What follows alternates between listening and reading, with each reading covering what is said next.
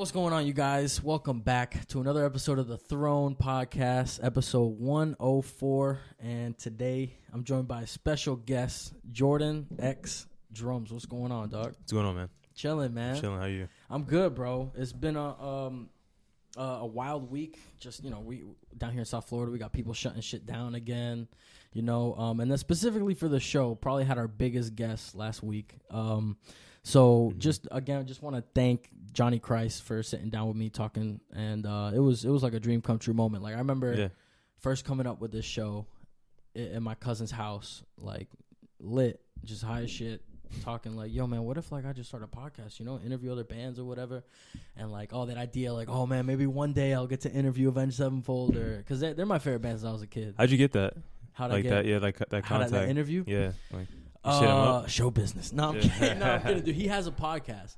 Okay. So, but the thing is, he's been doing his podcast for like a year and change. I've been doing this one for two, like 2.5 at this point. Yeah. And I guess I hit him up on that. Like, hey man, I'm a podcaster. I'm about to be 100 episodes in.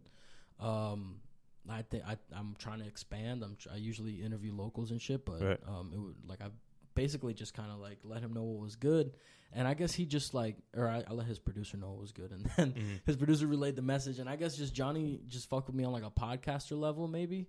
Just like, yo, this dude's been doing it double the time I have. I'm on episode, like, I think he's in like the 40s or something. And I'm, like I said, I'm about to hit 100. So music wise, I ain't shit. Like, he's platinum artist, gold artist, multiple. But he's got experience. Yeah.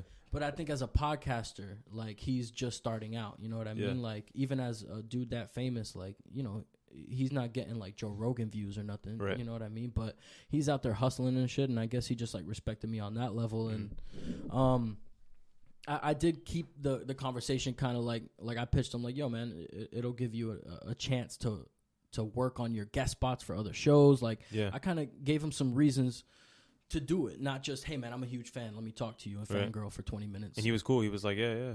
He was. Well, his producer was. I never emailed directly with him. Oh, okay. I just got on that Zoom call with him, and his producer basically made it happen. So shout out to Sam, the producer of Drinks with Johnny. That dude's like, he could have easily just ignored my email. You know what I mean? I've actually seen some pictures of you on stage with other artists and shit drumming out. I mean, how do you make your connections out here? There was a dude that I swear to God, I thought he was Lil Peep. And then I clicked on the picture, and it was somebody else, but he was like holding the snare. Yeah, and you were drumming. Yeah, it's Jordan Hollywood. Okay. Yeah, bro. Actually, man, I knew him since like 2012, 13, maybe. Maybe like 13, 14, I think. I was interning at a recording studio in Sunrise, and he recorded there, and like I was sweeping floors, man. Like, I wasn't even like in the control room as much. But they had me just cleaning the console. Like, I was there, I was dedicated. And this is before I had like I was in school, and then I was in school to be like like not an eye doctor, but like an optician. Okay. And then I dropped out. Oh. And then it was like, all right, like, I just take a year and figure out what I want to do. Went back to school, majored in communications. I was like, I don't want to do that. And then, dropped out of that. And then went to the studio, got the internship from a friend of mine. Shout out to Haj. Come on the show. Yeah, he's a good producer, bro. Like, come on the show, Haj. Yeah. Still keep in touch with him. We touch base from time to time, but his name's Hater, but we call him Haj. Haj he's like doing big things right now. He's an engineer. Yeah, engineering seems like, not to interrupt, but just like, it seems like it's gotten a lot more prevalent. Like, before, you didn't know who the fuck the engineer was. Bro, yeah, now it's like, you can listen to a record and you can say, oh, yo, I'm saying, Haj engineered it, Yeah, or that's a DJ Mustard record. Or yeah, exactly. Yeah. You could tell who did it. So, so I hit him up, and he got me in to intern there. I was doing there for a while, and that's when I, like, and Jordan was there, and like, locally you knew who he was because he was a rapper. He was grinding for a long time, and then they found out I played the drums, and just like he just kind of had like kept me as like as a drummer. So played a show, and then just kind of kept playing shows. So that was one, and then my band Yardage I was interning there, and this other dude who was the drummer before, his name's Ricky. His DJ name is Nitty Gritty. Okay. He's huge right now. Really? Oh yeah, man. He's got records out. That's hard. Yeah, he's got records out. He went there. Yeah. He came to the studio one night to, I think he may have had a session or something. But actually, no, that's not even what happened, bro. Haj had a session with these two dudes, and I guess I was in the hallway, so I didn't hear the conversation. But like he told me, like, yo, they were saying like, yo, this the manager, because at the time she was looking for a drummer to replace Ricky, Nitty Gritty, and Haj told them like, yo, my boy in the hallway, you know, he's good or whatever. So they called her. She came with Ricky, and they had a drum set in the back in the live room. And I guess I was gonna like just show them like, oh, you know, if he's worth it. She told Ricky like, yo, if he's good, you know, like if he sucks, like if he's ass, like don't even come, don't bring him, don't tell him, like, you know what I'm saying, like yeah, for sure. So we went in the back for less than like, I went to play, you know, on the kit like 10 seconds, and then we came out, and then he told her like, yeah, like that's him, like he's the replacement. So I did that, and then like the next week I was at rehearsal, and then I've been in the band for like 4 years now. And Yardage, right? Yeah. So we've done like. What kind of music y'all make, man? I never never heard of y'all. Indie, alternative. Oh, I love the Strokes, man. I love Arctic Monkeys. Yeah, like we sometimes play a few of those covers with a little, you know, throw like a yeah, little, you got to put your little flavor on it, yeah, man. Especially with your drum covers. I mean, you throw a lot of sauce on it. Yeah, bro. Yeah, thanks, man. Yeah, I try and you know, just tell myself this every day: just be you. You know, just do you, and you know, with anything really, you know, and like I'm not there's always gonna be someone better than you, right? So I wouldn't focus on sitting right here. Exactly. I wouldn't focus on being better than the next guy, you know, like look at them, see what they're doing. Okay, cool. Let me try and do that, you know, but don't like, I'm going to do this because I'm going to just try and beat this guy. And then hopefully I get his gig, and then hopefully, you know what I'm saying? No. Not saying that's definitely not the way to look at it. It's not the way to look at it. And it's very far fetched, you know, but just, you know, just be humble and just kind of keep, you know, be humble, but also be confident. And that's another thing people kind of, I feel like sometimes people confuse being cocky with being confident. Right. Like I wake up every morning and I'm like, all right, I got to get shit done. You know, I'm the best. You know, but these are words that I do to motivate myself. I'm not saying I'm better than the next guy. I'm just I'm good at where I am right now, and I just want to get better to help myself and, you know, be a provider for myself so I can take care of everyone else in my circle. Yeah. You feel me? So, I think, and that's very important, the way you talk to yourself in your head. Yeah, man, you got to have daily affirmations. Otherwise, you know, sometimes sometimes you don't have anyone in your corner. You know, you see like those motivational posters where it's like, you know, the struggle. Like it was a dude sitting in an auditorium by himself, right? And it's like the caption was just, you know, when all the hard work, you know, when no one's around, and then, you know, then he's surrounded by 1 million people. And the next caption was, you know, when you succeed, then everyone's with you, you know, everyone's around you. It's really those, when you're by yourself, that's all the stuff that you got that the people don't see. And like, you know, they're not really there because they don't, you know, maybe they don't want to be a part of the process, or they don't want to, you know, sometimes they don't even want to acknowledge how hard, you know, how much work you put into, you know, the success that you've made or that you want to get to. Yeah, know? For sure, man. And that's what I get when I watch drummers that are like just at a level that I want to be at. And it's like, I've admitted plenty of times on the show that I'm a hater, right? So I think it'd be really easy for me to be like, oh, like come across one of your videos and see you going in and just be like, fuck that guy. Like, what does he do? Go to church or something? Like, I don't know. Like, yeah. Cause like me personally, a lot of the drummers that I know have the tightest, like, just feels and they're just tight in the pocket and all that. They started in church. I mean, the first drum kit I ever saw, the first live show I ever went to was church. You know what I mean? So there's something about like those daily affirmations that you're talking about. You could have a negative outview on the world, and that's probably gonna affect how you look at yourself. Yeah. Or you could have a positive outlook on the world, and I could reach out and be like, yo, man, you're sick. Come talk to me. Let me, like, I asked you, like, yo, how are you doing these fills? You know what I'm saying? Like, what is it? Is it paradiddles? Is it? I could have easily dismissed and, like I said, been a hater or whatever. But, yeah, I mean, it benefits everybody. Like, at the end of the day, they're very low chance. But there may be some that I know that you could learn. You know what I mean? Look, there's always an opportunity to learn. Yeah. And you just have to know, like when that opportunity is, or like or just when to act on it. Yeah. So I could be learning something right now. It just depends. A lot of people could teach you about a lot of things. You know what I'm saying? Even someone who you think is like not the brightest bulb. Yeah, there's always you can learn anything from even if it's a negative thing, but it's like, all right, cool. I learned not to do that because this dude did it. Not it's all sometimes it's not something to do for yourself. No, but that's something that people say too, is that smart people learn from other people's mistakes. And not so smart people learn from their own mistakes.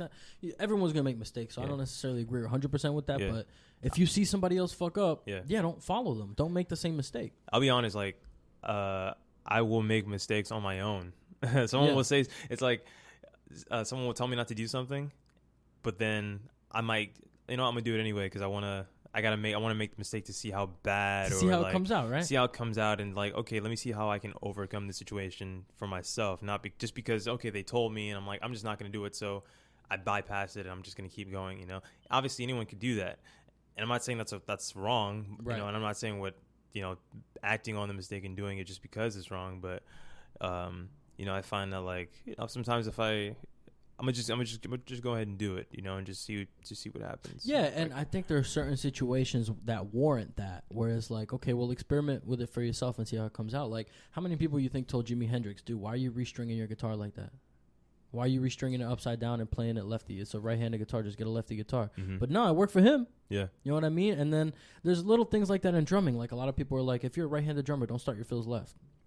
Yeah, or like vice versa. Yeah, little things like there are no rules. I feel right. I've seen guys who like their technique. I'm just like, I don't know. I wouldn't. Looks awkward, right? Yeah, but like it works it's very awkward. But they're playing it. They're technically sound when they play, and it works very well for them. So, like I wouldn't. Literally different strokes for different folks. Yeah, pretty much. Yeah, literally, man. But, touching back on that point that you brought up earlier about how people aren't there for the grind, like for when you're putting in work and getting to the top until you succeed, and then people are around you.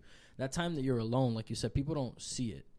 And going back to how I got Johnny on the show, before I got Johnny, best believe I was hitting up a ton of fucking people that were way out of my league. You know what I mean? Like people that I really like, that when I got a no back or I got no answer back at all, like it hurt. You know what I'm saying? Even though it's like it was a far-fetched idea in the first place.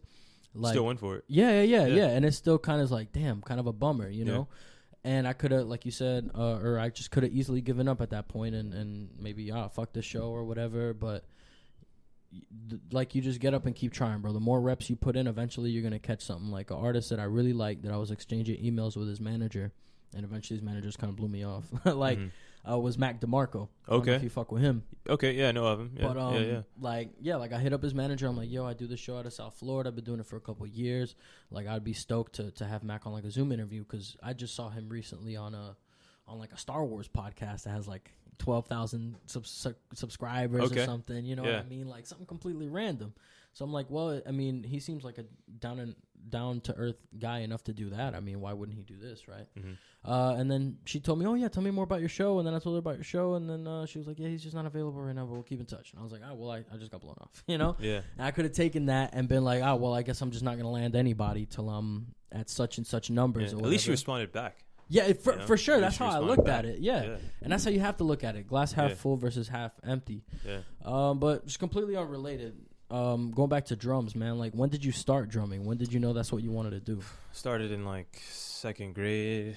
I was either 7 or 8, and a friend of mine, still friends to this day.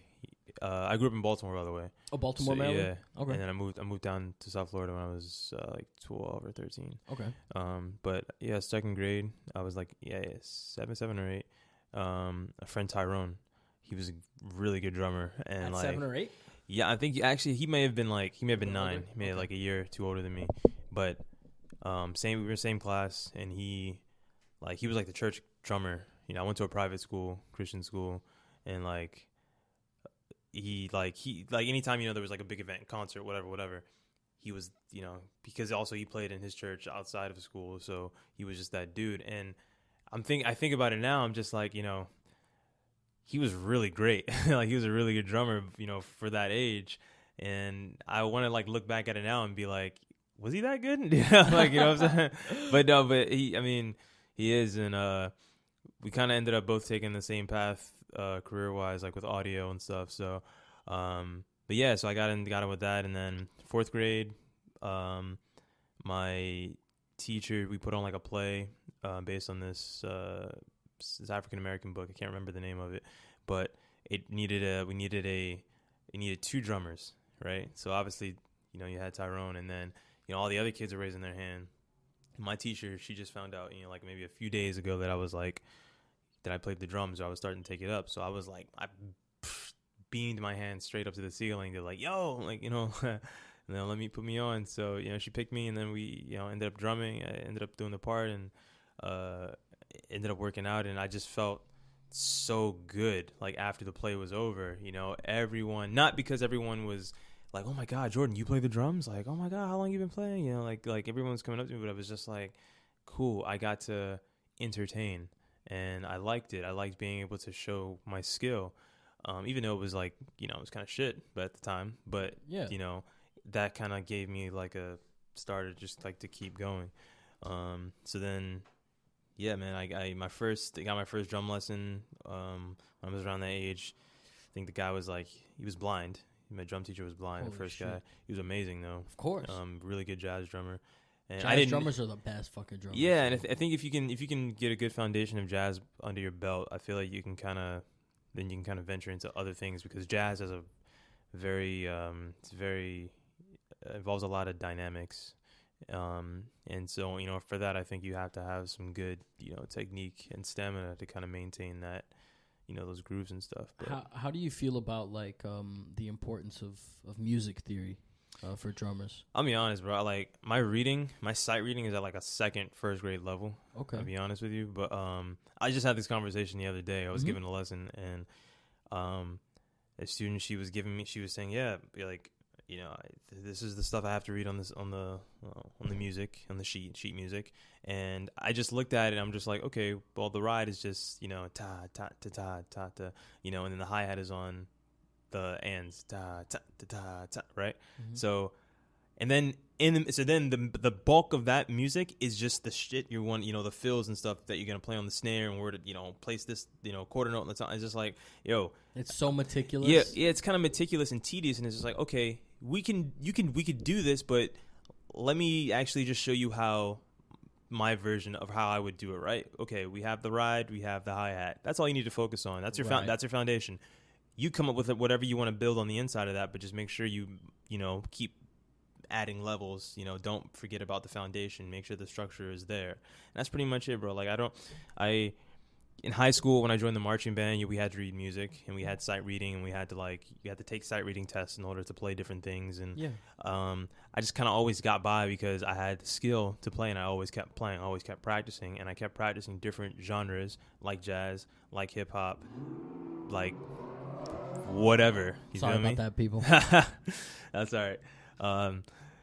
So yeah, you just that's pretty much all I did, bro. I don't and even, bro, if you get to like these drummers today, like the guys who would classify themselves as like gospel chops drummers, these guys just grew up in church playing, and they develop a feel. Once you develop a feel, you can play anything. You don't no amount of of sheet music is going to teach feel. Is going to teach feel. You're just going to be like a robot playing notes on a staff. Like you got to be able to, like, when I'm playing with Jordan, like, man, he's not obviously he never involved music, notes or sight reading or anything, but it was just like, yo, just play with that feeling, play like you're a fucking rock star, play like, go crazy, so no, it's like, if you want to go read music, you join an orchestra. For sure. There's definitely a time and place for that.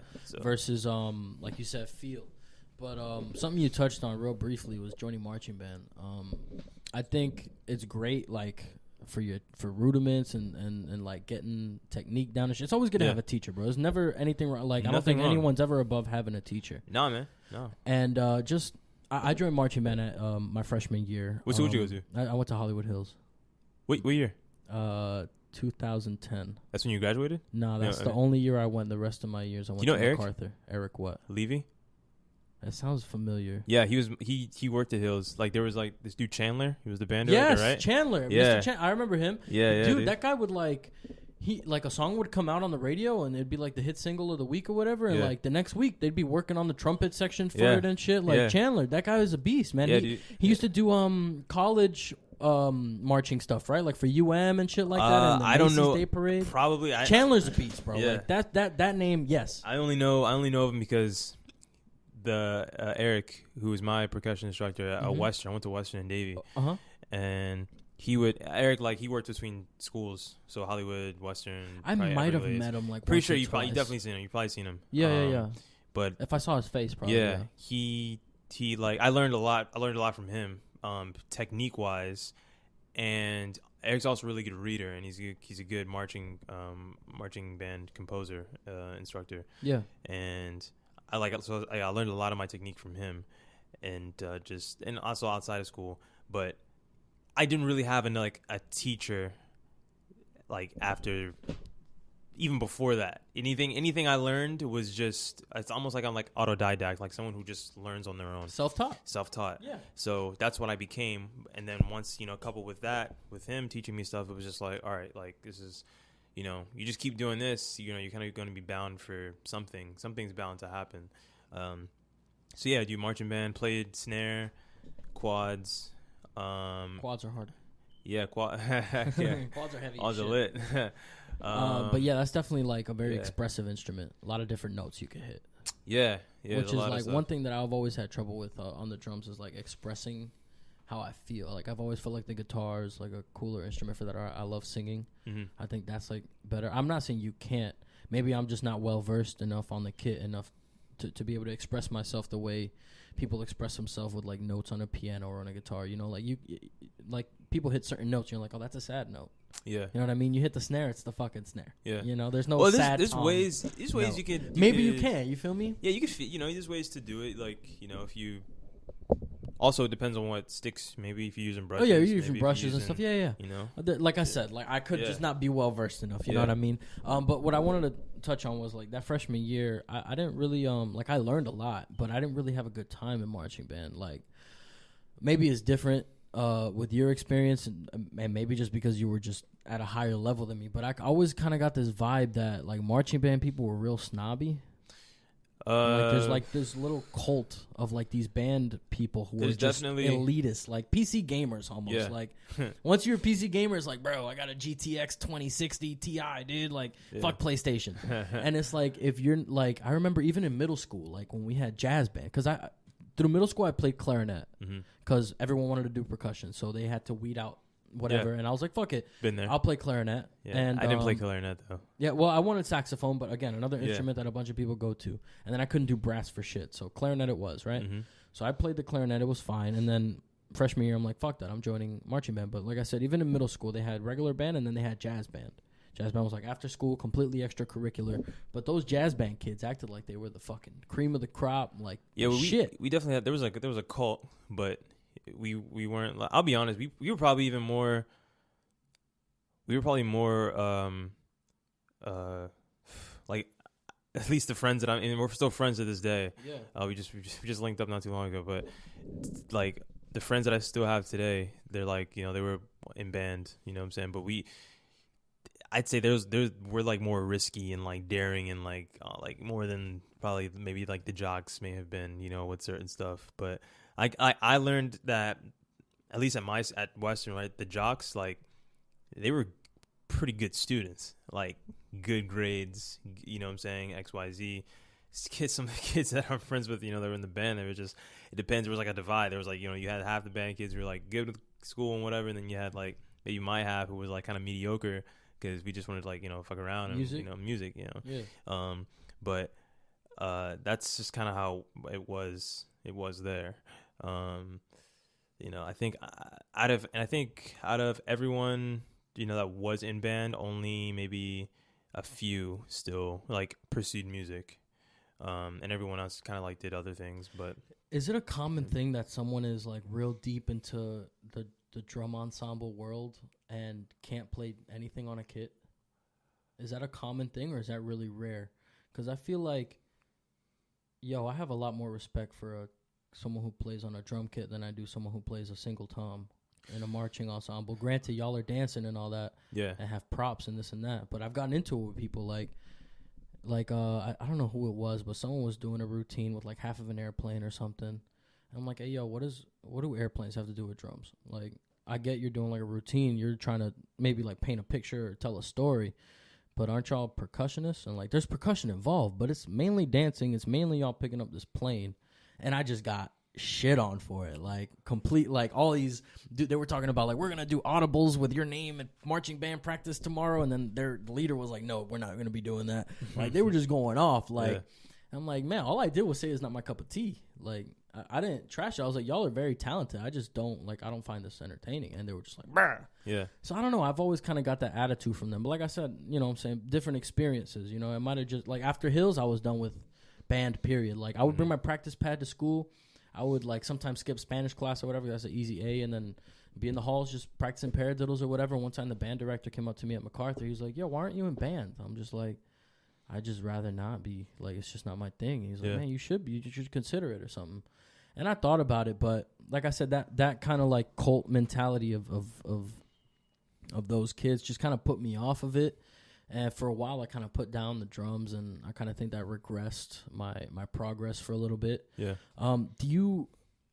I mean, it feels like you have like it all figured out almost, like drum wise, just because like I have these days where I'm just in a rut. I don't want to touch my kit. I don't want to see my kit. Like, I feel there was a time like that where I was playing a lot. Like when I graduated high school, and I was playing like a lot of jazz gigs, and for like 2 years straight, I was doing that. And then I was doing gigs with my bands like every week. It was one period where I was just playing a lot. And then between school, you know, trying to figure out stuff with school, trying to figure out, you know, and then with work, even personal relationships. Yeah, right? Even, you know, personal relationships.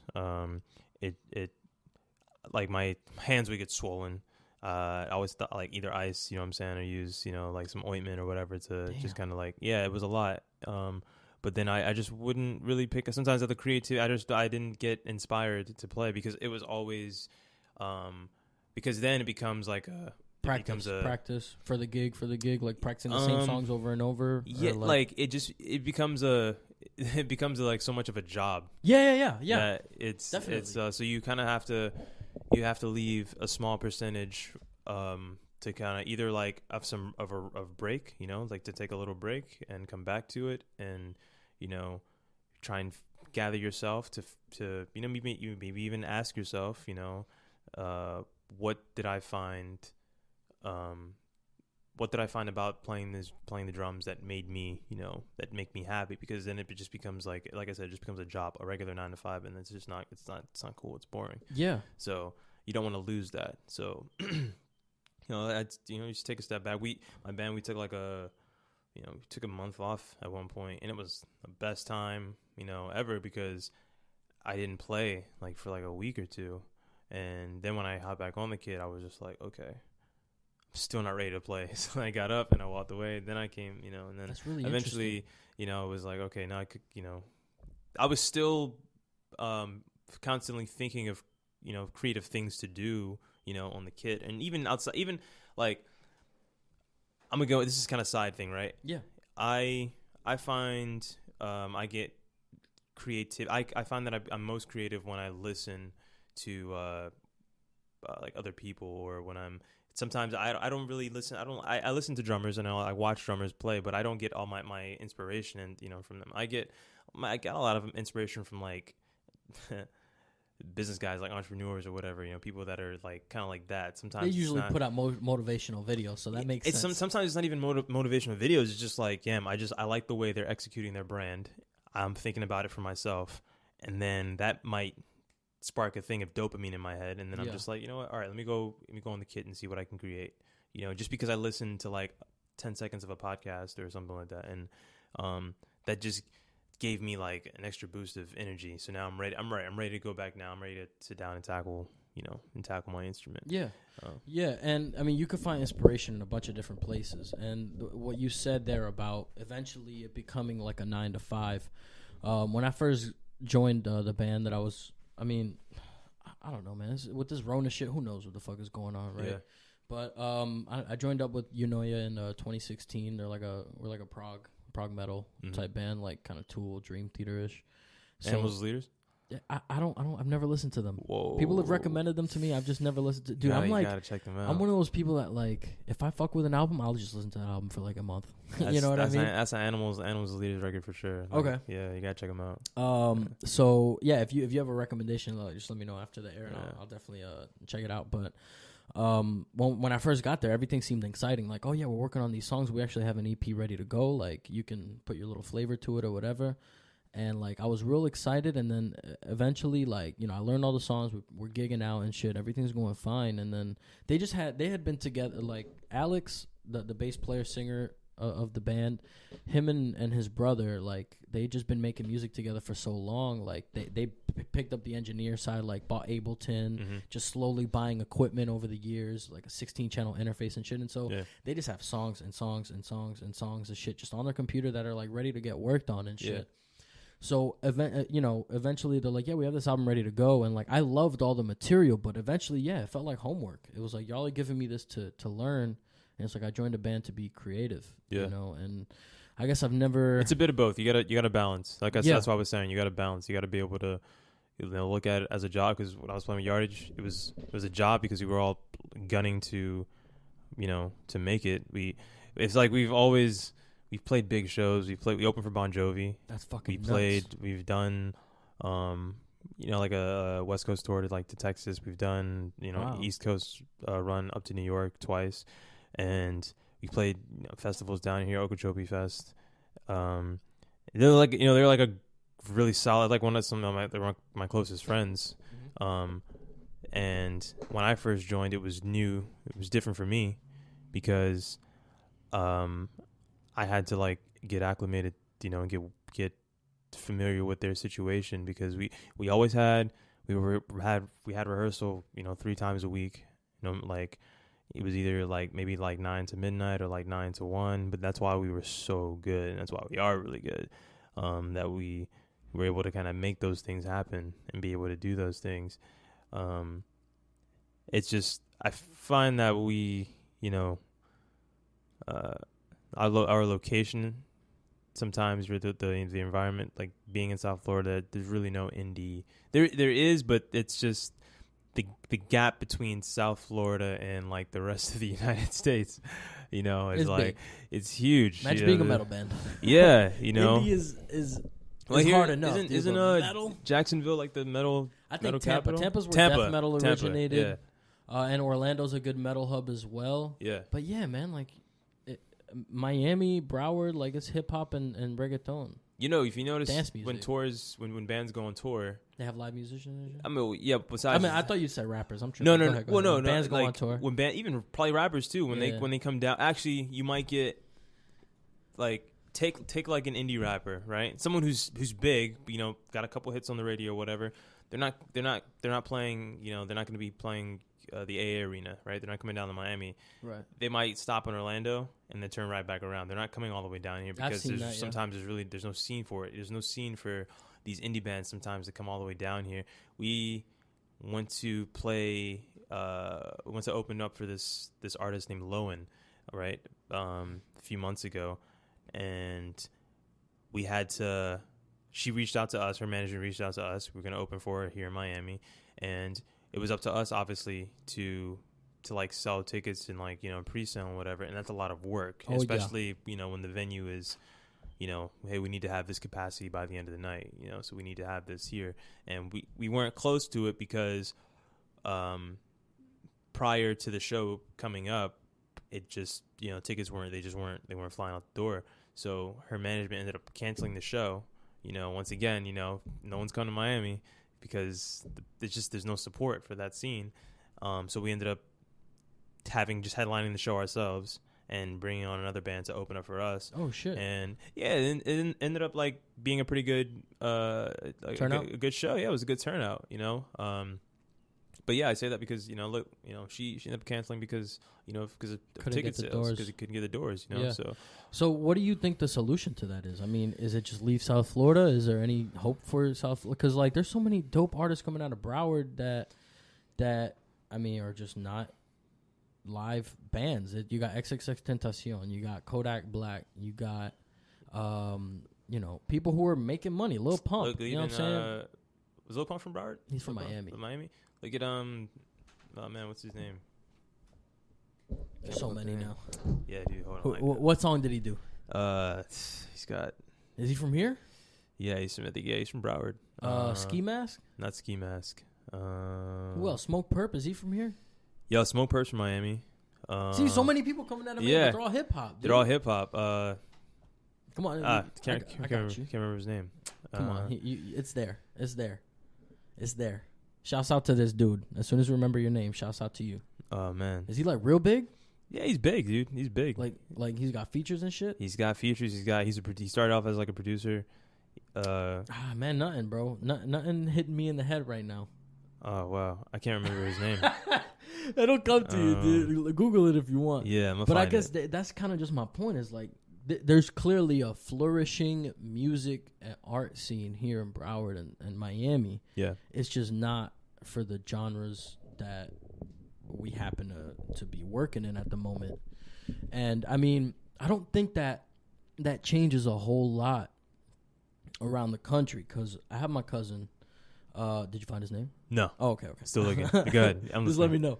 But I have my cousin who we grew up together. Like, he plays guitar, I play drums, so obviously we were just jamming out anytime we could, like covering shit. Like, the first song I learned how to play was Walk by Pantera, and like, some easy riff on the guitar. So we just fucked around, whatever.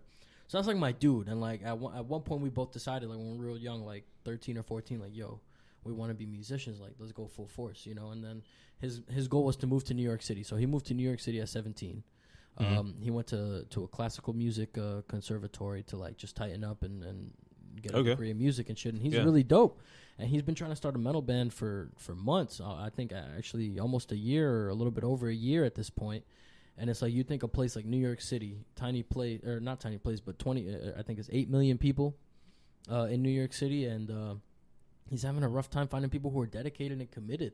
You know what I mean? So, I mean, there's so much talent down here. Like, I kind of feel like there has to be a way to, like, rejuvenate the scene. And maybe the COVID will do it. Maybe just the absence of shows for so long is going to push people to want to go out. But, there's so many places that are closing down. I think it's going to be a while before people, let's say even when they lift the ban, it's going to take some time for people to come outside, be comfortable. Yeah, just to be comfortable, and just to be comfortable in a group of people in a setting. I think entertainment's gonna be the last thing to make a comeback, in terms of like live music and stuff. Right? I mean, music festivals. Who the fuck knows? I bought VIP for 3 points to see the Strokes and the Wu-Tang Clan. It's supposed to happen in May. Rescheduled it till October. Well, in April that seemed good, but now it's like we're in July, 3 months. Yeah, I don't see anything changing that much in 3 months. Yeah, who knows? I mean, even like the what else? What other festival was canceled? They just did. They're coming up. Oh yeah, Ultra was canceled. Ultra was the first one that was like nuts, because they're like, yeah, we're canceling, but we'll be back next year, so just hold on to your ticket. Yeah, you're not getting your money back. Everything now like, is going to like what? Everything now is going to digital platforms, concerts and stuff like that. Yeah, and I think it's a dope idea. I think once virtual reality is more mainstream, I think that'll be bigger, because I have an Oculus Quest right now, and the shit that they do on there is sick. Like, there were some virtual concerts that I saw. They're doing Metallica Mondays now, where they're doing one of their classic shows from the vault, and they're showing it in VR, and you can just watch the footage there. So I think eventually, once it's like the PlayStation, where everyone has a PlayStation or an Xbox just for Netflix or Hulu or whatever. Yeah, like, it comes to the point where everyone has virtual reality easily accessible to them.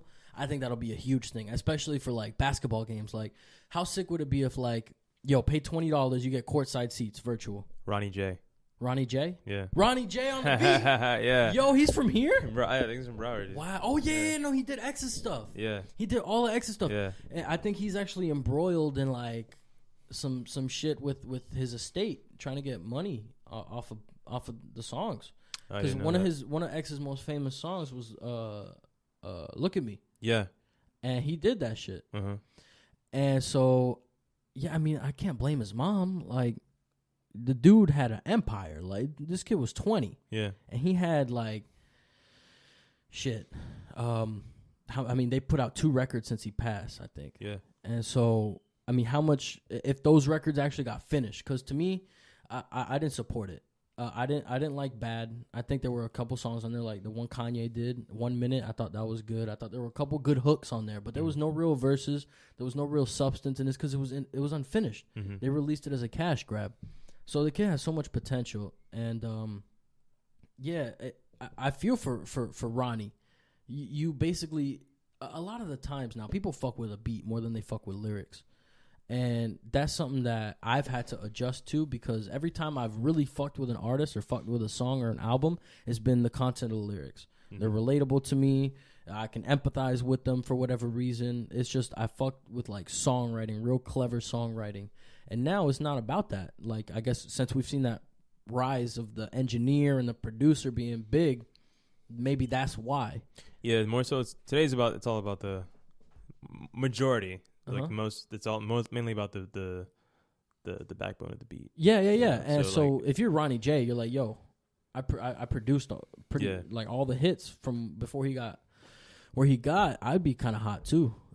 You're in that field. Do you dabble in making beats and stuff like that? I mean, from time to time, like I do sound design. Okay. Right. What is sound design? Can you explain that to me? Because I've never heard that before. Yeah, sound design it's almost like it's like a combination of composing and I guess maybe some like beat making as well. Okay. But my partner Lucas and I started this company and like officially started it in like February, March, and so our stuff is more like targeted ads. So we do a lot of stuff for Cash App.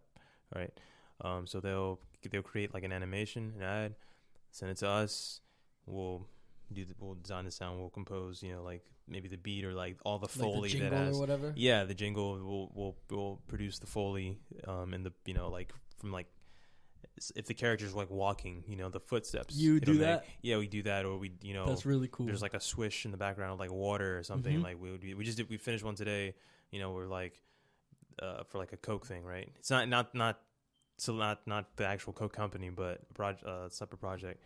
And like there were some splashes that hit the can, so you got to kind of figure out what sounds would kind of go with that. Do you just grab a can and splash water on it in front of a mic? There's like so that's like field recording, right? Yeah. So yeah, we could take we take water, or we could, or you can even take a spray bottle or something, and even just spraying that sound like that's that sounds like a Coke can opening. Right. So you can use that, and then you can manipulate it and maybe make it bigger to where the Coke is splashing on the can. Stuff like that. That's so cool, dude. Yeah, bro. So we do stuff. I didn't even plan on getting into that because, like, what I'm saying, Lucas and I just linked in college, and we just we remained good friends, and the opportunity presented itself. Yeah, and, we all do what we got to do for Guap, man. Yeah, so it kind of worked out. So we just kind of kept with it. You dropped out of college twice for 2 different fields. But you've been playing drums since you were 9 or 8, and you really enjoyed it. So at what point did you decide, I'm going to go to college, even though I really want to play the drums? Like when I got that internship at the studio, when I was working with like where Jordan was recording. But if you were working at a studio, wouldn't that incline you to want to work in the music business more instead of going to college for the eye stuff or the communication stuff? Like, why did you do it? So the communication and stuff and the eye stuff came before I went to the studio. So I was still trying to find out what I wanted to do. I knew I wanted to do music. I knew I wanted to play drums. So why decide to go to college? Because I wanted to do the tech side.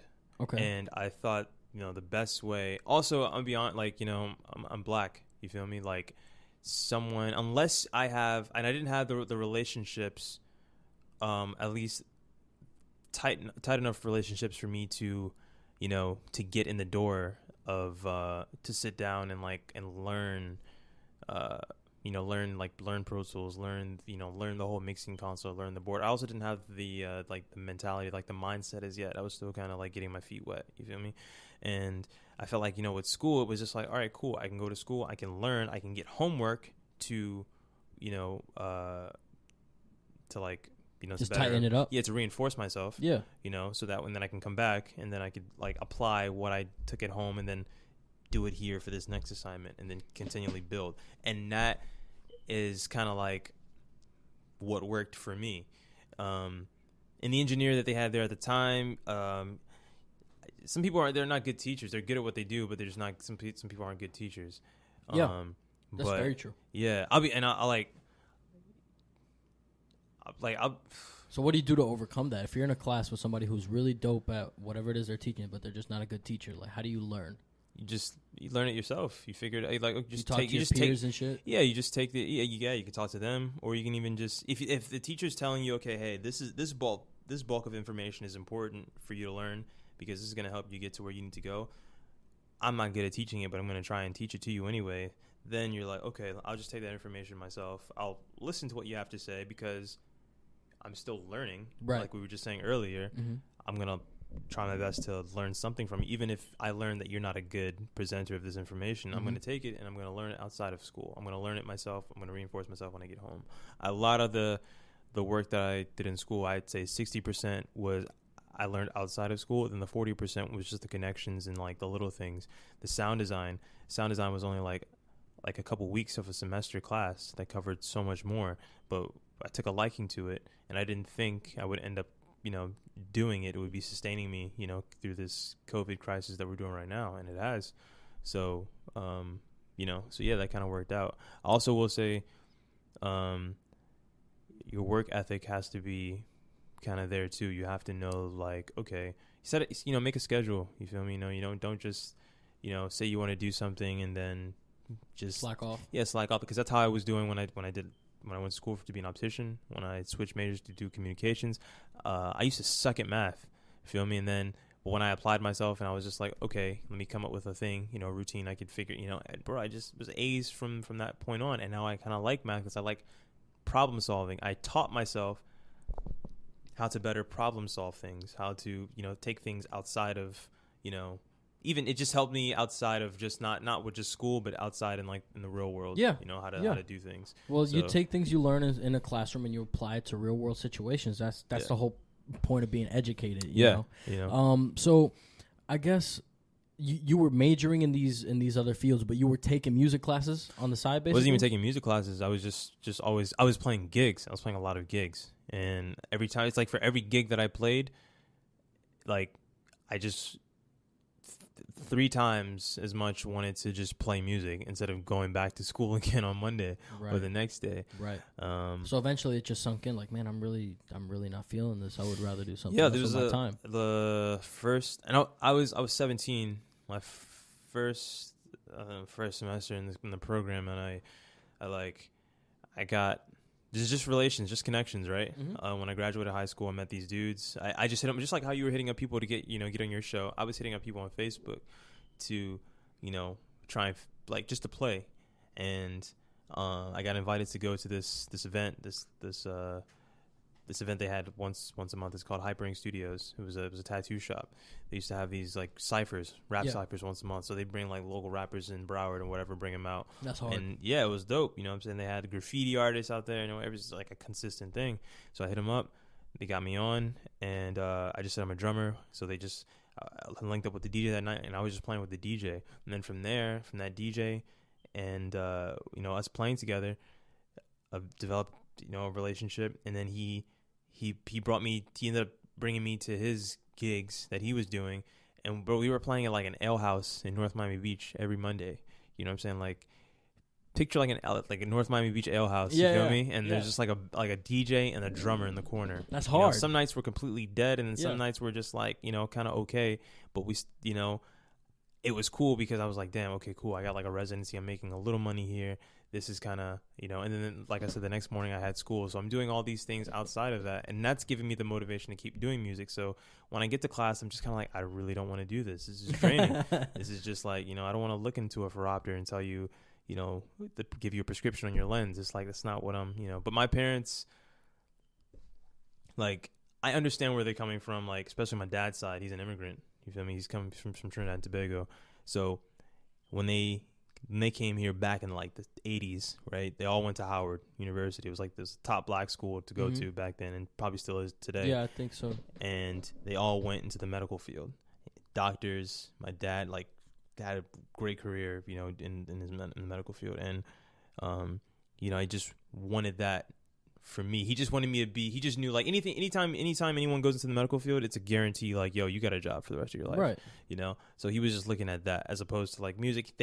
Both my parents thought it was just going to be a hobby, but, I'm still, and I do struggle, I'm struggling to try to still make this work and keep it alive. So that's where, you have to be smart in, picking up other things like sound design, right, or like learning more about business, not just music business, but maybe business outside of music that you can kind of, keep going for, like the lessons and, doing stuff like that. Yeah. And it gets to a certain point where, like, the real world hits you and you don't have 8 hours of downtime a day to practice your drums or whatever. Right. And so it's like, it gets to a point where it's like, okay, well, can I pay my bills or can I practice?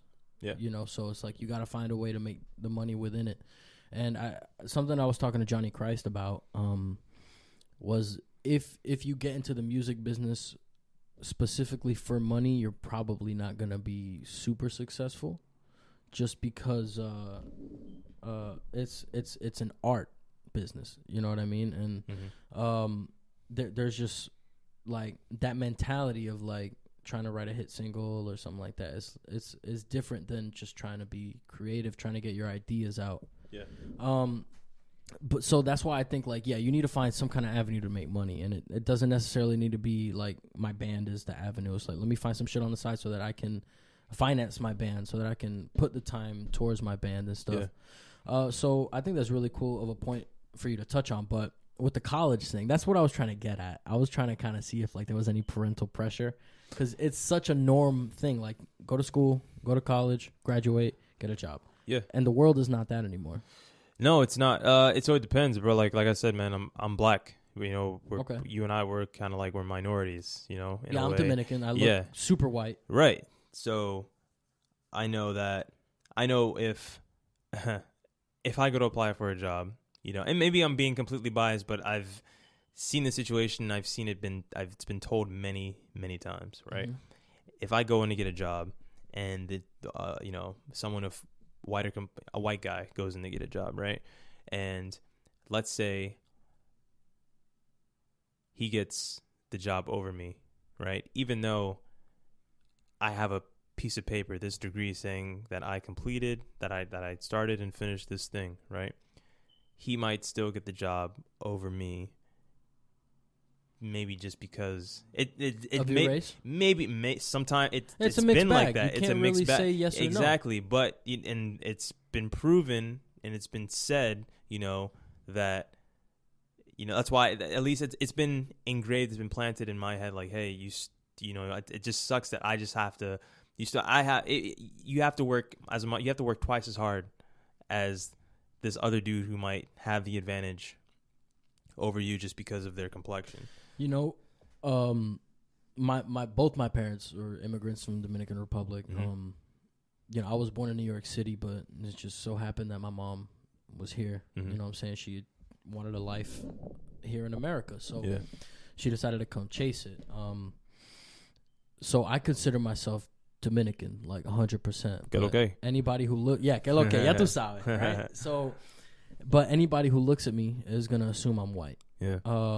And I've kind of had like a bit of trouble, like accepting that, because I've gone to DR. I spent summers over there. I went to school for 1 year over there. Like, I'm Dominican, mm-hmm. And so I kind of have a hard time like dealing when people tell me that I have white privilege, and like it's a dialogue that I want to have. Like, don't feel scared to tell me shit. Like, it's not trying to have an argument. It's just like, and even though I explain like, yo, I'm Dominican, like, okay, yeah, but you're white, you gain from white privilege, and it's like, I don't see it, but hearing you tell your experience right now, it's like, yo, like, I mean, has it happened to you? Do you feel like you've ever been slighted in that way personally, or do you know somebody who has? And I'm not saying, like, I'm not trying to invalidate you at all. I'm not saying it's not real. I'm just saying, I think, like, I guess in this case, like, someone who looks like me but is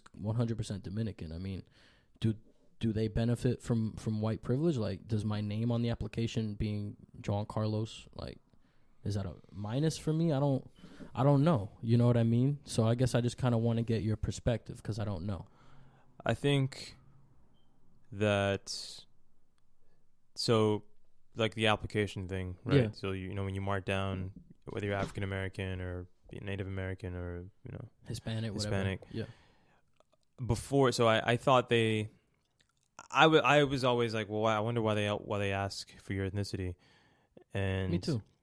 Then I figured, okay, maybe they do it because they want to equally balance out, you know, the ethnicity between stores or wherever wherever you're trying to apply. Right. You know, they want it to be. They don't. It looks bad from the outside looking in when you just have, you know, when you're at a factory and let's say 95% of the workers are just, you know, or Caucasian. Sure. You know. Yeah. Or vice versa. Or vice versa. So, okay, he's an African American. Okay, cool. Let's bring him on, you know. But now are you bringing me on because you need your ethnicity to balance out or because I'm actually skilled and talented in what you need me to serve, you know, and like for this job, this position? Yeah. How do you determine that? Like, it's like I said, it's such a mixed bag. Sometimes you don't know anybody the first time you meet them, you know, like their intentions, their soul. Yeah, sometimes you don't, and like that's why you have closet racists out there. You have people that, you know, I'm friends with these people on Facebook. I saw an Instagram post you put up where someone put up the black square on June 2nd. Yeah, and then you know, they also and then had a Trump post. Yeah, and then it's like, and then a Trump post, and it's like, well. Huh? You know, it's like, you know, what is it? You know, is it both? Is it, you know, like, are you, you know, people, they, and you see, so, like, let's take this election, for example, you know, you see, you know, we kind of see this downward spiral, you know, that Trump is it's always been going down, or at least the environment of people that I surround myself, we're all very educated and we know what we're talking about. We see it. We're people of color. We know what's going on and what's possible, what's good, what could happen. Now, I also am friends with people who are pro-Trump, who are pro, you know, I have white Latino friends who are Republican, pro. Not saying there's anything wrong with being a Republican. I value some Republican values, you know, like old beliefs and just like, you know, you work hard, you get, you know. But then if you dig deeper, then there's such things as like bootstrapping and redlining and, you know, all those old, you know, those terms that still relate to today that are kind of stem from Republican beliefs that, you know. But the main point I'm trying to say is that if, like, I don't know how to say this. I won't let you get your point, so just take your time. I don't know how to say this. Like, just... I don't know, like, we see them. You feel me? Like... The racists, you're saying? Yeah. You know, like, you see when they comment, you see what posts they make that are... And it's not... Okay, I can easily unfollow them and not see that. Yeah. But I want to see it because I just want to... Educate yourself on the other side, like what not even educate shit they're doing? Yeah, like, there's only so much education you can do to understand a racist. You know what I'm saying? Facts. Like, you don't... there's really no education to kind of see it. It's just like, okay, I see you're this way because of... You know, because of how of this, you know, it was probably taught to you, or because maybe you. Well, it's definitely taught. It's definitely taught. Born racist, right? It was definitely taught. You know, I think that you know, like the the exploitation, you know, of like even doing, you know, of like of work and stuff. Some people, it's, you know, people. I think that's what the African American community, the black population, bro. Like, we only make up, you know, 13%. 13% of the U.S. economy, right? All we're asking for, you know, is our 13%, and we don't even have that. We don't even own our 13%. You know, why are they afraid to, you know, to let us or to give us what, you know,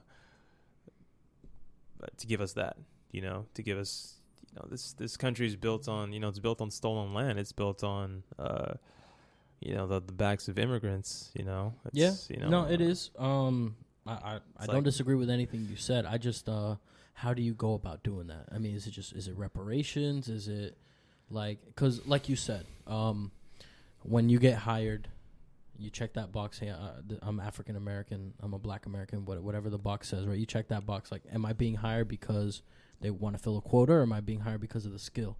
So, do you just give the entire African American community X amount of money just so that they quote unquote own their 13% or start their businesses or whatever it is? Bro, if they did that, man. But how many unqualified people would get that too? Because we have this $1,200 check thing where how many millions of dollars were mailed to dead people? Here's the thing. The government is never efficient. That's my problem, is like giving the government that power of, hey, we decide we're going to give this community of people X amount of money. I don't think those reparations will ever happen. Right? Not even fix anything. I don't think they'll happen. Well, they did for the Japanese, which is funny because we had those internment camps here. And that was in the 40s. Mm-hmm. It didn't last nearly as long as slavery or anything of the sort, and we cut them a check. It never happened for African Americans. Right. Look at why do you think it won't happen? Dude, it's just the common thing of just like, why Black people have it the worst. I think African American, not just African American women, but just Black women in general have it the worst in this country. And I mean, all over the world. I was saying this. I was having a discussion, like about this with some friends, and like, like someone was saying, they were saying like, the Afro-Latina woman, has a different because they're of a lighter complexion, but they're not accepted on the white side. They're not really accepted on the Black side.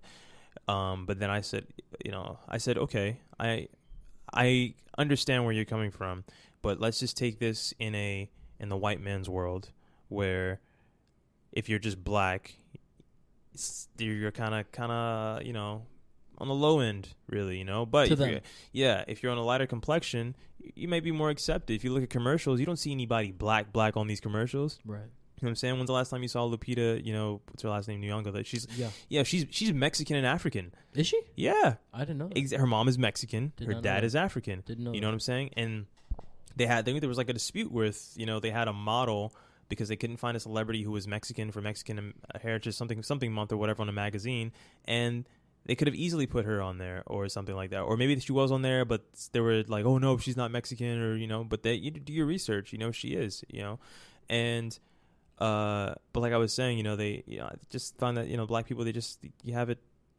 the worst, man. There's like, there won't be any reparations. I don't feel like W.E.B. Du Bois, he had this kind of this thing called the talented 10th, where it's just like you take the top 10%, I think, of the African American population, and you put them in different sectors throughout the government, throughout this country, right?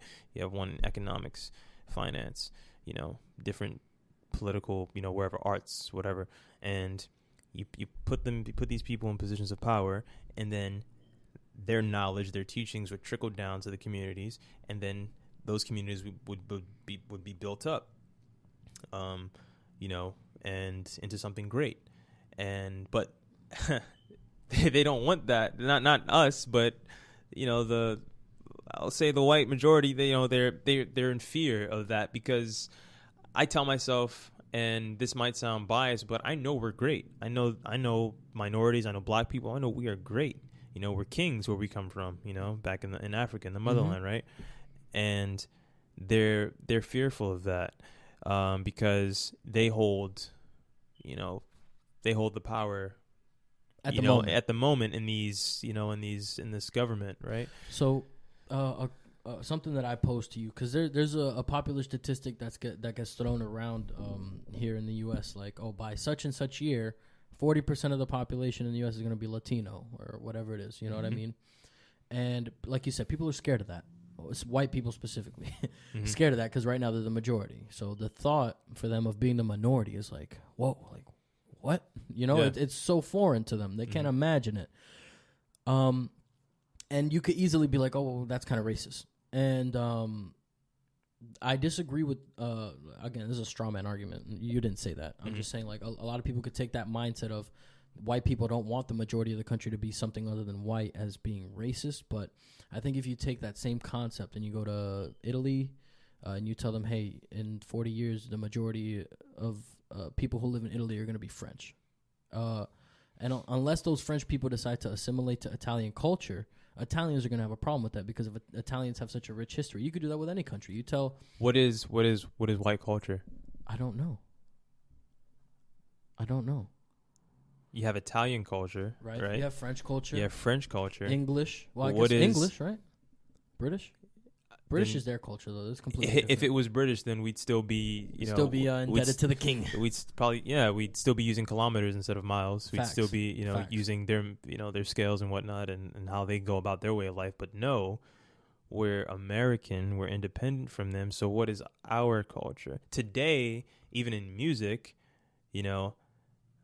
black culture is heavily influential. Yeah, definitely. In this American culture. Yes, you know definitely. what I'm saying? Like American history is black history. Correct. This country, this country is built on slaves. That's a good point. It's built on the what you said before. Like, what is our culture? That's a good point. It's like come on, even if you take look at if anyone were to read the full anthem of the Star Spangled Banner. That's some weird shit. Because we only read, bro. Like you could read, if you read the rest of it, it's. I can't remember. I can't. I'd paraphrase if I were saying, but it was like something about. Give me the idea to protect our slaves and something else. Oh shit! Yeah, something like that. I mean, you could research it if I'm wrong. For sure. Yeah, you know what I'm saying. But that take it with a grain of salt. People. Yeah, like just focus. We only say that first. It's like selective hearing. Part. Yeah, exactly. We don't talk about and it's literally information that's right there. Just do your research and find it. I find a Pledge of Allegiance so ironic too, with liberty and justice. With liberty and justice for all, it doesn't really seem like liberty and justice for all, especially with these times. For the longest time, it just it obviously hasn't been that way. And then you look at the picture of the forefathers drafting up the Constitution and the Bill of Rights. All men are created equal. Every man in this room is white. Exactly. Every man in this room is white. I'm pretty sure there were some black men in there, but they were slaves, and they didn't. You know what I'm saying? And yeah, but there was someone who made a point where when at one point it was illegal for blacks to read, so they were passing laws on black people, and if you even knew what the law was, you're going to jail. Exactly, because if you were educated, that's why that is exactly why the point I'm making with my immigrant parents, my mom and my dad coming here. That's why they stress education, right? Because because they say education is the key, just knowledge is power, mm-hmm. But today it's a little different. You don't necessarily there's not a blueprint like there was 20 years ago. Yeah, well, okay, if you go to school, you got it. Yes, today it's like because we have digital access to anything. We have digital YouTubers online. That are younger than both of us making guap exactly right now. Making buku money, buku. right? Yeah, feel me? And they so that's why that's why they forced that, not force it, but kind of push that. Exactly. Yeah, and my mom too. The day I told my mom, I don't want to go to college, I want to pursue music, she beat the shit out of me. You know what I'm saying? Yeah. And it's just, what I'm saying, no, not like in a, what I'm saying, it's just that's how I was disciplined when I was a kid, whatever. Mm-hmm. And so it's like, she instilled that path into me, like, hey, you go to school, you go to college after you graduate, and that's how you get your job. And I think that's the mentality of people who migrate here, because they migrate here for bigger and better things and that they can achieve in their country, wherever they came from, regardless of whether or not they love their country or not. You know what I'm saying? Like, my mom loves DR, but she just realized that there's a ceiling. Yeah, there's a glass ceiling of where you can get down there. Yeah, that unless you're some reggaeton artist or a baseball player or a doctor, like, you're really not. I mean, what can you do? You know what I'm saying? So my girlfriend's from DR, right? And I went 1 year and I love DR. Yeah, it was cool. It was different. I usually go to Trinidad and Tobago, right? And I go to Santo Domingo. Okay. Oh, the capital. But I've never been to Trinidad. I went to Trinidad's nice. Tobago is nice. Okay. Trinidad's cool, but Tobago is nice. Trinidad, it kind of gets like this bad rap a little bit. Like kind of dangerous, no? Like Puerto Rico. So I don't really know. I don't really know about the state of current affairs in Trinidad right now. With crime, I know it used to be pretty high, but I'd still say it's definitely a place to check out. For sure. Okay. Obama went. I think he had a meeting there, a world meeting or something there, years ago. If you're trying to kill Obama, I mean, you got some balls. Hey. I don't think. I think Obama's fine wherever he goes. Yeah, Obama. I mean, I think Obama could walk if Obama just surrounded himself with just black people in general. Man, I'd take a bullet for the man. You feel me? Yeah. Like, that's pretty heavy thing. You know, I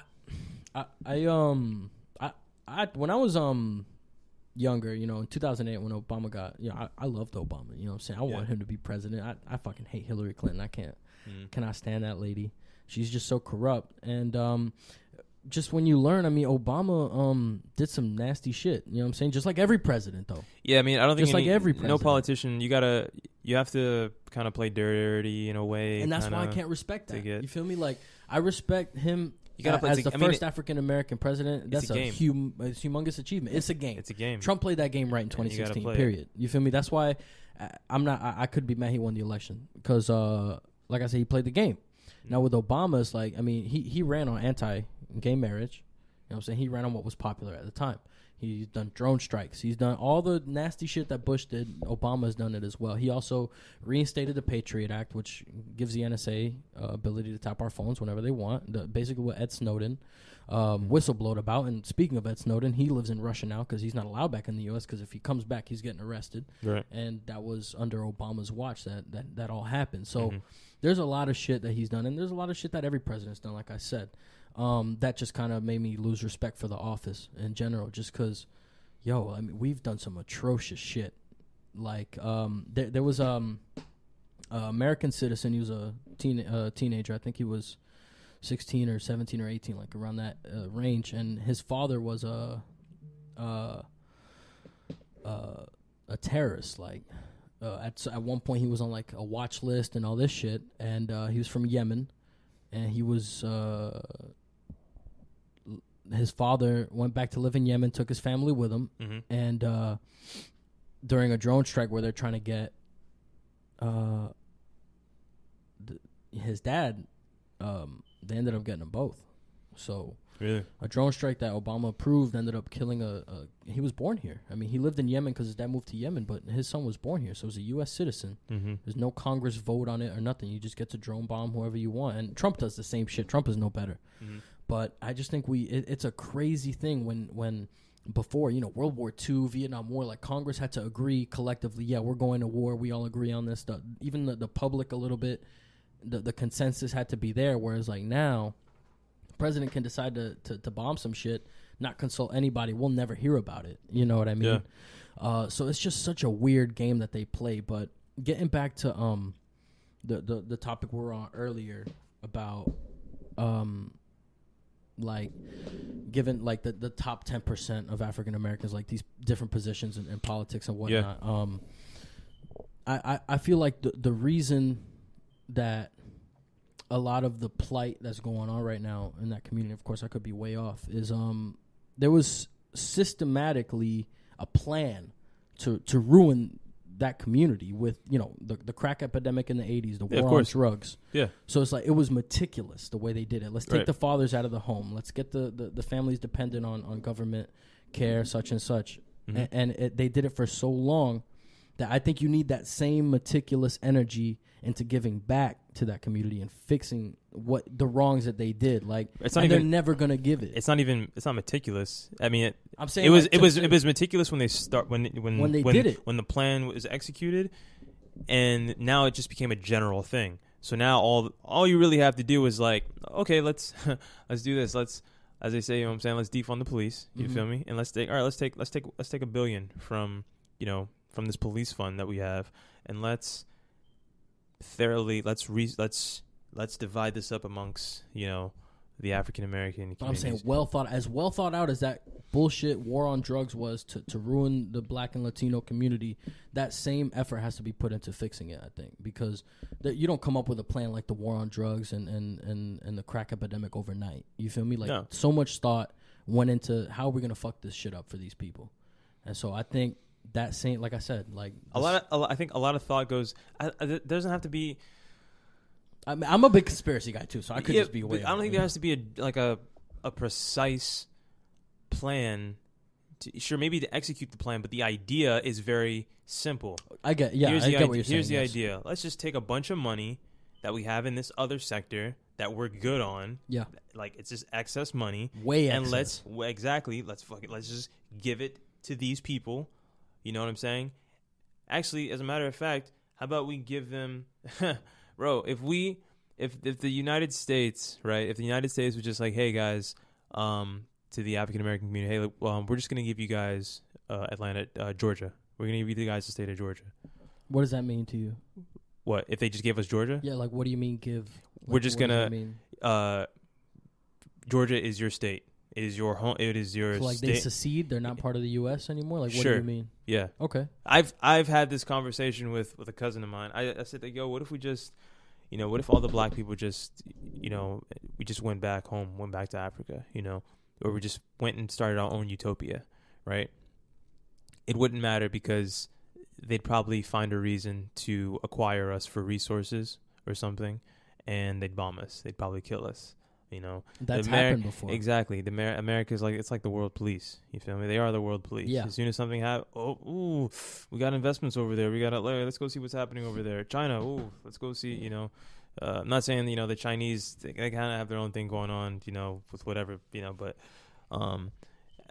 in regards to the black community, I strongly feel like this is, it's not going to, the protests and everything, like, this is like the biggest movement in protests that we've had in history. My lifetime, at least. And this is bigger than the civil rights movement back in the 60s. So they're saying, yeah, I mean, because the Million Man March, though.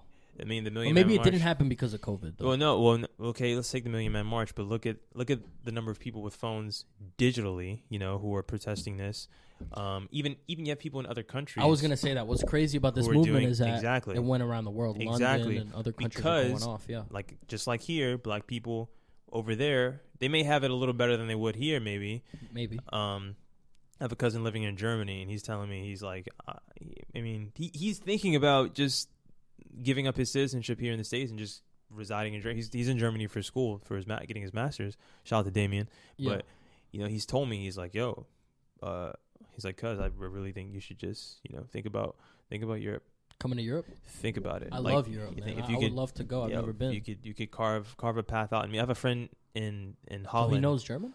Yeah, I think he speaks a little German. Yeah, I think you kind of have to. I have a friend named Damish, and he lives in Holland, and he's a drummer, and he's telling me, bro, with your skill, playing the drums, you could easily get gigs over there in Amsterdam, and over there. And I'm like, I mean, I don't know. I mean, figure out what this path is here, first. But I really feel like I said, this, my cousin was saying, the protests that are happening today, like, this is still just a start. It will always be just the start, even maybe 300 years from now. This won't, nothing's equality. Actual equality will not happen maybe until our kids, bro, like, until these old fucks die. Dead ass. Like, the bluntest way to say it is until all these old racist people die. We say that, but then we ain't saying shit. But they're also raising the kids right now. Exactly, and those are the kids that are going to be raising their kids. And you're right. And then they're like, that's why I said, it's a dirty cycle. These positions are, they're handed down, and it's just like the way the family, how these businesses operate, and how these businesses run. Hey, do things. We have, because they have a lifelong tradition of doing things a certain way that kept them in power, that kept them, these people in corporations to make money. Why would they want to break that cycle? Let's keep it running. Let's keep it running, because if we don't, then they're gonna take over, and then it's gonna be, it's just like, that's what I'm saying. What do you got? We're not asking. We just want equality. Our 13% equality. Yes, we just want. You know what I'm saying? That's it. We just want our piece of the pie. We know if we get our piece of the pie, right, we probably won't have to depend on you. How many Black Wall Streets there were? And they were all burned down. Right. By the white race. Why by a white man? Because why? They're afraid, whatever. They don't want us. They don't, it's like, what I'm saying? That's saying they don't want you to win. They don't want us to win. They don't want us to, like, to be great, And not that it should be that way, and it shouldn't. It shouldn't be that way, but there's something about, like, people who overcome that and persevere, like bro, they're the strongest. They're the strongest. They're the that's strongest what I'm saying. people. There's something that it shapes in you. Yeah, I'm not even trying to brag right now, but I find, and it just from history in the States, right? the African American person, the African American male, female, we've always been the people at the forefront of the minority to advocate for like civil rights, just basic things that we would need that, you know, that make us equal to this other race or whatever, you know? And I find that, you know, that's what the Black Lives Matter movement is. It's not just about not just black lives. Yeah, you know, someone who takes it that literal is literally just looking for some shit. It's just saying we're calling it Black Lives Matter because, you know, I'm not saying they call it this way, but just because, you know, black lives are being killed more, you know, for petty shit.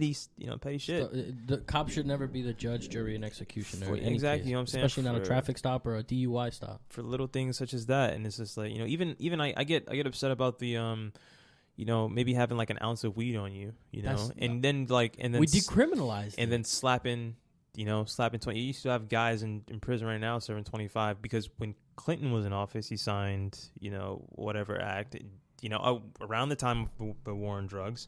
Then when he got, you know, elected years later, there was a bill passed, you know, that just deemed, you know, the possession of drugs to be severe, you know, like a felony, like, yo, 25 to life. So now you go in these black communities where obviously the drugs are running rampant, you know, you could easily set up facilities to provide therapy or whatever, or, you know, some kind of rehabilitation community shit, something, you know, even not having some white dude with a gun pull up and start yelling and shit and escalating the situation. Something like that. Just, you know, and here we're gonna take these people off, you know, but it's just it's a system. It's already set up. It's already in place, and that's kind of how, you know, I guess they want it, you know, to be. But someone does. Because like you said, it hasn't changed. So there has to be a group of people that want it to stay that way, unfortunately. But then they say the race thing is, you know, they say it's like kind of a smoke screen for capitalism, which is I do think that companies take advantage of it. Like all these companies putting out statements and oh yeah, for sure. Oh, like, yo, it's so phony. Like I'm saying, take that, like that post I put, you know, with that girl, Black Lives Matter, you know, and then a few days later, support Trump, you know. Well, those two are completely two different things, you know. It's like, which one is it? So I even like, I go back to look at the people that I follow, some of those celebrities that I follow, and, you know, it's okay, it's the black picture on June 2nd, but then, you know, it's the next day, it's like, okay, back to business, you know, and then that's all you would ever hear about it. Facts. You know, so you just have to do your research and be aware. It's just like, oh, well, were you just doing this because it's the fucking trend? Because it was just the bus, you know, just to hop on the bus and join everybody else, hop on the bandwagon, or, you know, and that's like, come on. I think it's disgusting. Yeah, it's like, that's not right. It's not cool. You know, once again, it's like almost like an exploitation in a way. You're just using exploitation. You're using this cause to benefit your sales. Or your social media page or whatever. Exactly. Oh my god. Well, these people this company's consciously aware. Like, oh my god. Like, okay, let me go buy their shit. Let me go, you know, and try and, you know, and see what's up with them. But and that's why June 2nd was my birthday. So I woke up that morning. I'm like, oh, I'm about to post about birthday. And then I see just black squares everywhere. I'm like, oh, shit. Should I June 2nd, that was a Tuesday. That's usually when I post drum videos. Right. So. But I woke up and I see these black squares. And my first thought wasn't, oh, this is very cool and so, you know, conscious. My first thought was the thought that came a few hours later. Hey, y'all are blocking out all the relevant information. Now, if you look up hashtag BLM or hashtag Black Lives Matter, you're just seeing blackness, nothing. Yeah, you're blocking out the relevant posts, and it almost felt like they were shooting themselves in the foot. Well, that's why they were saying when they made it known to not use that hashtag for that reason. Right. Throughout the day, it's like so many changing things throughout the day, and I remember just thinking it was kind of. I just thought it was kind of silly. Like that specific idea, like we're gonna stick it to them by not posting about the shit we've been screaming about all week. It's like they probably want you to shut up. You know what I mean? They probably want you to just post a black square and not say dick. Well, I think Am I wrong? Oh, I think they. I mean, that's an idea. That's an opinion. I think they were trying to I think the real goal, which was like, let's not put out any music, let's not do any business. Well, no, they wanted to form. They wanted to show like unity amongst on the digital spectrum to say, hey, we are all aware of what's going on, and this is our stance that we can take together without, maybe without being physically next to each other, but saying, hey, this movement is important, and these Black lives are important as much as all yeah, for sure. So this is why that's why I feel they did it. Now I saw, like you said, with the hashtag Blackout Tuesday, don't use it because it just kind of covers up, cool. If you go to the hashtag and it says Blackout Tuesday, at least you know that if you go to Blackout Tuesday, you will see nothing but black squares, because on that day was the day that the whole internet was like, we're fed up, and here's the day that we're going to be, that we're like, I have a calendar. Like tomorrow's Wednesday or whatever. No, tomorrow's Tuesday. Hey, tomorrow, I have a thing where it's just like, don't spend any money. I stopped eating out to like different places. Now I started researching like CEOs and who owns these corporations, who owns this Chili's down the street, who owns the IHOP, who owns the Waffle House, who owns shit that you wouldn't have been conscious about before, right? Yeah, like, because it was just like, all right, let me just go. I mean, I knew, but it was just like, let me dig further because I want to find out. I want to do my part, even as small as not insignificant, but as small as that might be. I'm gonna do my part by keeping my money or investing it back into my community. So what I do, anytime I was trying to eat out now, I go to Joy's Roadie Shop, right down the street from my house. It's a Caribbean place, right? It's it's West Indian food. I'll go to Golden Crust. I'll just get a beef patty. It's a Jamaican spot. I did look up. I know you've been to Sunday's Eatery. I haven't been to Sunday's Trick Eatery. Daddy's place. I haven't been there yet. That shit is fire. I gotta try it out. You feel me? Yeah. I want to. I usually, my girlfriend and we go to this Jamaican food truck. We used to go to this food truck every Monday in Hollywood, the Young Circle, right? Yeah, when they used to have the trucks. Mondays. Oh, bro, man, those were so sick. You feel me? Yeah, we got so good with the guy who owned it that, his food was just really good. Anytime we showed up and there was a long ass line, he would just tell us to come to the back and he'd hook us up. Hey. So now, during COVID now, it's been a while since they've had that. Yeah. But he texts me. He's like, hey, we're having food this Friday or whatever up here. Come, I'll go through and go and support. Hell yeah. I have ideas maybe to help, not just with music, but just with business in general, like building these, these foundations and like these things in place to help put money back into, the community, to help, Sistrunk, where it's like predominant, where that was like a historically black neighborhood, and also fun fact, like, black neighborhoods are worth a lot to big businesses because their property value is so low. They just demolish they demolish gentrification, exactly, and they build up these they big skyscraper price people out of their own community, exactly. And it's it happened up. In Wynwood, Wynwood in Miami, in Miami. It's just, you go down there now, it's just like, it's just condominiums and construction sites, exactly. And then I feel like they're trying to make the bar shut down by like 2 or something now, or some shit, where like people are complaining in the condos, like, hey man, it's loud as shit. It's like, well, where do you fucking live, idiot? Well, yeah, it's but even though like you still had people over there, but those people knew, that even before all that stuff was there, it was just it was a black community. It was just like a minority, a minority, place. And but anyway, yeah, it's just I want to be able to invest back into the black community. I want to teach tech, maybe, I'm starting to get into coding. Right. Yeah. I want to be able to teach because there's not really a lot of black like technologists, people that are into like like coding and programming. Yeah. Like saying like I have my family's my generation of cousins is like there's 9 of us right now in a group chat, and we're like we're all like politically consciously aware of like what's going on. But everyone in that chat, they do very well for themselves, and that's like a group of people I want to be surrounded with. And that's what you keep your circle small.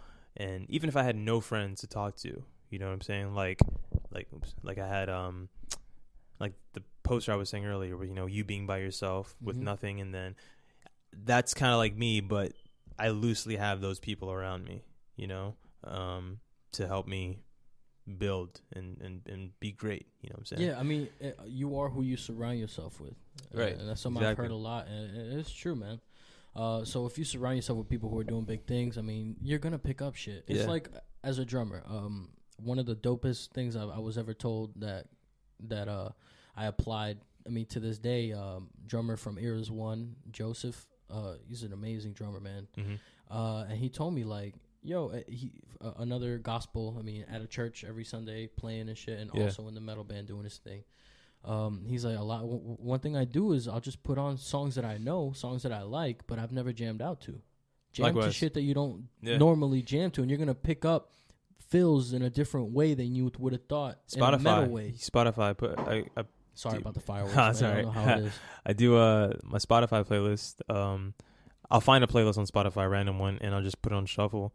And you just play whatever song comes up next, and that's dope. Hey, you do that for like an hour or two, and then today I found a praise break. I didn't even know there was a praise break playlist on Spotify, and I found this song, and I'm just like, yo, you know what I'm saying? It's a good workout.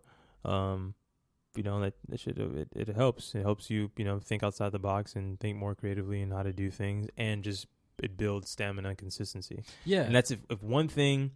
That's one thing my uncle always said. He's like, yo, if there's anything that I tell you in life, if there's one thing I tell you, it should be just always just be consistent. Just be consistent. If you be consistent, you'll see progress over time, and that's just be consistent. Be consistent. Smart. I mean, and that's with anything, man. With weight loss, with trying to perfect a craft, with cooking, don't matter. The consistency is the key. And that is what I've learned, man. Anything I haven't been consistent with, one, I probably wasn't passionate about to begin with, and two, I see marginal improvement, if any, at all. Mm-hmm. It's only when I sit down, and say, hey, man, I'm going to do this twice a week, or I'm going to do this at 5 days a week. Whatever it is, I'm going to do it these days, and I'm going to do it consistently, like with this podcast. If I wasn't serious about it, I wouldn't book a month ahead. I wouldn't hit you up 3 weeks ago. Like, hey, man, are you free on July or whatever? Yeah. You know what I mean? To try and book the slots. Yeah. You know, I would have, and there's weeks where I just can't find a guest or whatever, but I still try and put content out, like, on Instagram or whatever. Small wins. Yeah. Just focus on aims for small wins, and you eventually they'll lead up to bigger things. You know? Like interviewing Johnny Christ. Exactly. You know, that should have happened. It happened. Yeah, you know? yeah. So. And like, it's one of those things where I'm not saying don't have expectations, but maybe lower them, because I don't know. It's a shitty thing to say, but I'm saying, like, be realistic. Be realistic. Yes, because if I came into this thinking, okay, Johnny Christ doing my podcast, I'm making it big now. It's a wrap. Yeah. Like, I don't have to put in the same effort because I'm there or whatever. Mm-hmm. That's unrealistic. Like, if I said, okay, the Johnny Christ episode is gonna get me to 1 million subs or whatever, I wouldn't have booked you. I wouldn't have booked next week, and I wouldn't have booked the week after. Mm-hmm. So, staying consistent is definitely key. And like, when you surround yourself with people who are successful in anything, like I said, not even the same field as you, you're gonna pick up traits of successful people the same way you pick up shit off of different music. Yeah, even like my partner Lucas, who we do the sound design stuff, and now we're getting into like totally a whole bunch of other stuff too. But I partnered up with him because not only is he a good friend, he's better than me creatively with producing. Right? Always work with people who are better than you, because they will help you, or you will find a way to help yourself to get better yourself, or with them. They will help you. Like, I'm good with business, I find. I'm good with business. I can create, but if you put us both in a room to, produce a song, or give us a stem, a file, whatever, and we got to produce, he's going to create something. I'm not knocking myself down, but I just know realistically, Lucas is a very good producer. He's a strong producer. He's a very good engineer. He can figure these things out. So now you take that and you take, okay, what is Jordan good at? I have the relationships. I'm good at writing a pitch or proposals and sending them out to people. And okay, cool. We got work now. Cool. Now we got work. Now we, you know what I'm saying? Now you're the business side. He's like the creative yeah, side. like I think we both not 100, but like yeah, like it's like 50-50, but at the same time, and he has his expertise. yeah, but we both he can both, but you know he can do some things in business. I can do some some things. But that's what makes y'all great partners. And that's what exactly. You know what I'm saying? I could anytime I could get and we got like some projects coming up this week that I wouldn't have taken on if I didn't think, I wouldn't be able to do them because by it's yourself. not even by myself.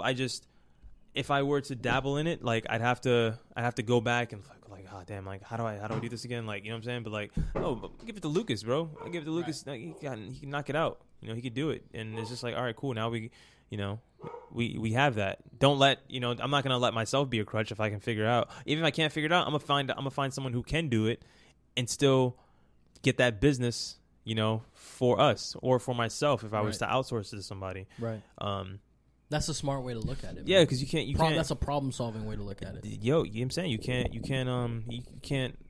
I can't not say, no to a problem that you bring to me, but you have $1 million that you're trying to pay. All right, I'm gonna figure it out. I'm gonna figure it out. Facts, yeah, no facts, problem. Facts. I think that's a great note to end on, brother.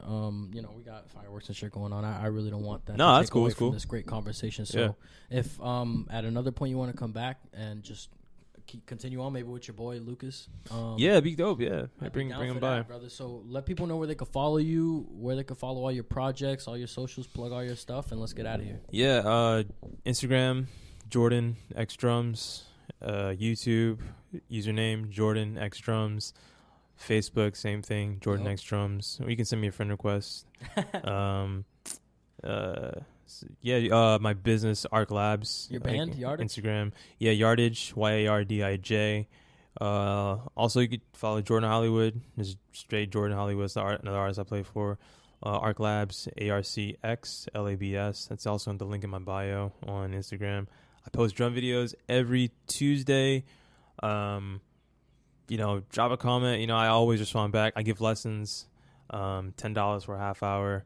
You know what I'm saying? Shit, that's a steal, my dude. It's a steal. It's a steal. Yeah, let me know, man. I could come here. I could do Zoom, FaceTime, okay. Whatever. I have an acoustic kit in the living room. Okay. Yeah, so bro. That sounds sick, man. Make sure y'all follow him. Make sure y'all support. The drum videos you put up are phenomenal. That's the main reason I hit you up. Appreciate it. I saw Jessica Morale, I think, share one of your things. Yeah. And I clicked on that shit. I'm like, let me see this shit. And it was fire, dude. Thanks, man. I forgot what cover it was. But one cover I've always wanted to do. I'm going to tell you now on the air because I don't want to tell you before because I'm like, fuck, what if he does it? You know what I mean? Yeah. But have you heard Igor? The album Igor by Tyler? By Tyler, yeah. The first song, Igor's theme, the snare crack on that shit. It's basically like an instrumental and a hook. Yeah. But yeah, the that's snare a good crack on that shit is so dope. And I've wanted to cover it, man, but I don't have the setup. You know what I mean? Like you have your shit mic'd up. I might try that. Yeah. Fuck you. God damn it. But no, I think you'd kill it. Thanks, there's so much room for fills. That you could definitely get real creative with it, and like the hype builds up throughout the song. I just think it'd be such a dope song to cover. But I never do it, so manifest it. Thanks, do it, man. Other than that, make sure y'all follow him. Is there any other plugs you need to get in? No, follow Lucas, Neon Prayers. Follow Lucas. Shout out to my family, my supporters, my friends. Hopefully they listen. Yeah, hopefully they listen. I'm gonna share it.